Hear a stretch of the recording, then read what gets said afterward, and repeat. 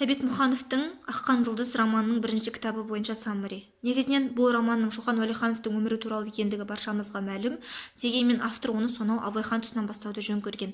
Себебі Абылайхан осы Шоқан Уәлихановтың арғы атасы болып табылады. Ашып айтатын болсақ, Абылайдан туған балалардың бірі Уәлі, Шоқанның атасы, Уәліден туған Шыңғыс Шоқанның әкесі. Ал осы тұста Айғаным есімі қатар жүреді, себебі Айғаным Шоқанның әжесі. Уәлі қайтыс болғаннан кейін билік Айғанымның қолына ауысқан. Ол өзінің осы билігі дәурені жүріп тұрған тұсында Шыңғысты орыстың оқуына беруді жөн санады, және де өзінің көңіліне жаққан шенділердің бірі Шорманның қызы Зейнеппен атастырды. Бірақ Омда оқып жүрген Шыңғыс ол жақта өзі тұратын татар севсаттарының қызы Діләфрузбен көңіл жарастырады, бірақ бұл ұзаққа созылмайды, себебі Айғаным өзінің құдасы Шорман мен қызы Зейнепті алып барып, бұл даудың арты Діләфруздың өлімімен және де Зейнеп пен Шыңғыстың некелерімен аяқталады. Некелесіп болғаннан кейін өкінішке орай Зейнептің әкесі Шорман қайтыс болады, және де Діләфруздың өліміне ерегіскен севсаттар Шоханды Кенесарыға қарсы жорыққа жіберуге ықпал жасайды.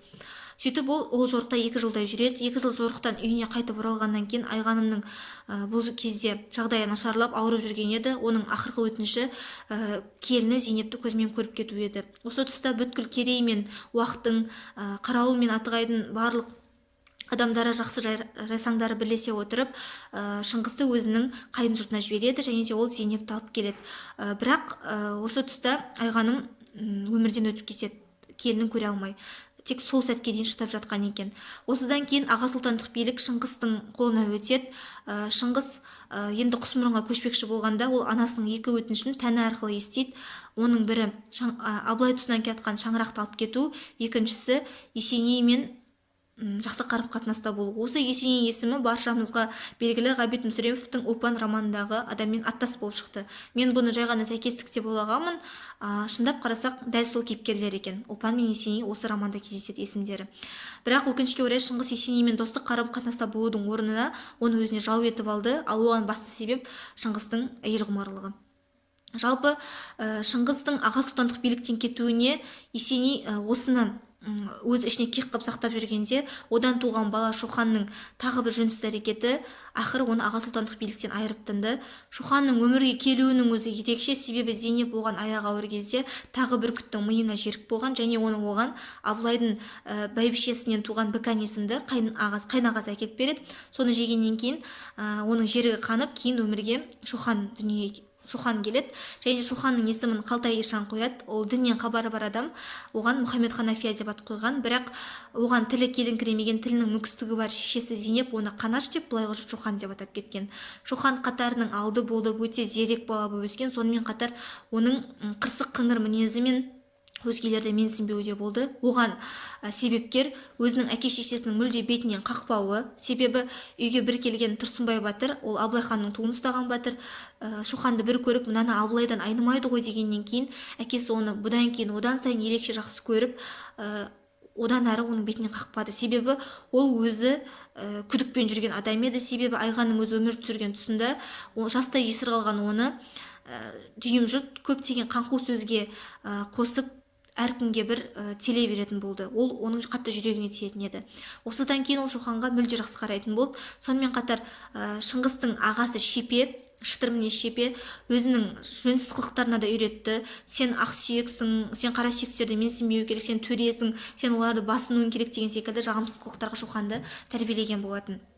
Негізінен Шоханның Есеней мен Шыңғыс арасындағы дауды тұтатуына себеп болған жағдай, ол сол тұстағы бір шенділердің бірінің қозысының тілерсегін тіліп жіберу еді. Осыдан кейін елде үлкен дау болып, ақыр соңында Шыңғыс аға сұлтандық биліктен кетіп тынды.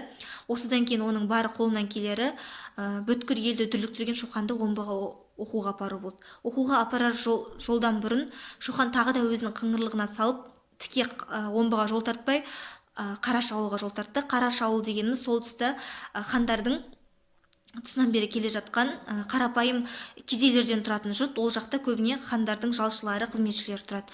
Сол Қараш ауылда оның қимас адамдары бар еді. Олардың бірі өзінің сүт анасы әрі күтушісі болған Күнтай және одан туған балалар Жайнақ пен Айжан. Күнтайға жолығуының басты себебі оның өлім мен өмір арасында жатқандығы, ал оның бұл жағдайға ұшырауына тікелей ықпалы бар адам ол Шипе болды. Күнтайдың өзінің ауруына, оның жолдасы Нұртайдың өмірден өтуіне және де Ақпанның Итжеккенге айдалып кетуіне барлығына кінәлі оның ағасы Шипе еді. Осыны білетін Шоқан олармен қоштасуды жөн санап барған кезде оны құшақтап сүйген Күнтай өмірден өтіп кетті. Бірақ сол құшақтап сүюінің салдарынан Шоқан өзінің қысқа ғана ғұмырына себеп болған аурудың ұшқынын жұқтырып алған еді. Осыдан кейін оқуға барар жолда да Шоқанның қыңыр мінезінен жолаушылар біраз жағымсыз нәрсеге жолықты. Жолға шыққан Шыңғыс, Шоқан және Шыңғыстың жақындасы Драгомир, сонымен қатар олардың арбасын айдап келе жатқан Аба барлығы көресіні көрді. Солардың бірі балық жейміз деп балықшылар қосынына барған кезде Шоқан мен Шыңғыс бір өлімнен қалды. Себебі бұл жерде Шыңғыста өші бар, Шыңғысқа жаны қас, жалпы хан ұрпағына өштескен адамдар көп еді. Бұл село Қаңғырған деп аталды. Ол жерде кілең балықшылар өмір сүретін, бірақ оларды сол жердің атаманы Курайген құтқарып қалды деген аты ғана бар. Онымен де көп жағдайлар болды келеңсіз. Ақыр соңында сол жерде қойылған өрттің кесірінен олар қашып кетуге мәжбүр болды. Біраз адамның обалына қалып. Ол жерде Шоқан біраз адамдармен танысты және де Таңатар есімді бір адамның баласына өзінің атын қойып кетті Шоқан деп. Одан кейін балықшылар қосынынан шыққаннан кейін де Жәмшік жолында түрлі келеңсіздіктер пайда болды. Олар өздерінің қолында ақшаның жоқтығынан Теренте есімді Жәмшіктен қорлық көрді. Одан кейін енді бұлардан құтылдық па деп, жақсы адамға жолықтық па деп бір қазаққа, яғни Тілеміс пен Күлеміс деген екі қазаққа келген кезде олар оны қанша кегі болса да таспен ұрғанда аспен ұр, қуыс үйден құр шықпа деген секілді кектерін ұмытып жақсы жайлап жібергісі келген. Бірақ бұл жерде тағы да Шоқанның қыңыр мінезінің кесірінен Күлемістің баласын ол ажал құштыра жаздады. Сол себепті бұл жерден де олар абыройсыздықпен аттанады.